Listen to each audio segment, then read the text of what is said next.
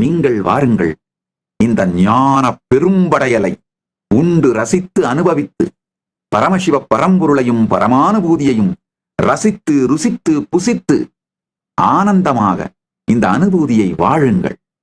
உங்கள் எல்லோருக்கும் சொல்லுகின்றேன், ஸ்ரத்தையோடு என்னை அணுகுகின்ற அன்பர்கள், பக்தர்கள், சீடர்கள், பார்வையாளர்கள், மக்கள் அனைவருக்கும் சொல்லுகின்றேன், புராணங்கள் சத்தியம், சனாதன இந்து தர்மம் சத்தியம், வேத சாஸ்திரங்கள் சத்தியம். நன்றாய் புரிந்து கொள்ளுங்கள். இவைகளின் அளவின் விரிவு, வேறு வேறு பாஷ்யங்கள், வேறு வேறு சம்பிரதாயங்கள், மற்ற இந்த சிறு சிறு காரணங்களை வைத்து வேத ஆகம சாஸ்திரங்களே பொய் என்கின்ற முடிவுக்கு வராதீர்கள். அது மிகப்பெரிய தவறு.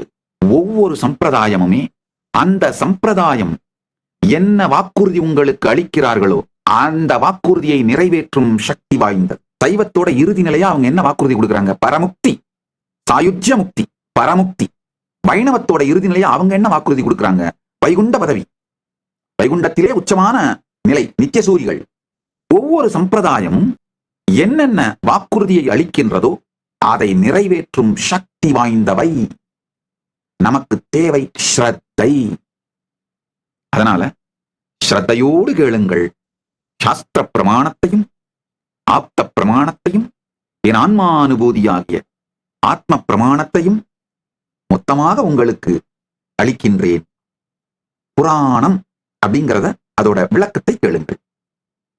புராண லட்சணம் பிரம்மன் பிரம்மரிஷி நிரூபிதம் ஸ்ருணுஷ்வ புத்திமாஸ்ரித்ய வேத சாஸ்திரானுசாரதः சர்கோ அஸ்யாதः விசர்கஸ்ச விருத்தி ரக்ஷாந்தராணி ச வம்சோ வம்சானுசரிதம் சம்ஸ்தா கேதுரபாஸ்ரயः தசபி லக்ஷணைர்யுக்தம் புராணம் தத்விதோ விதுஹு.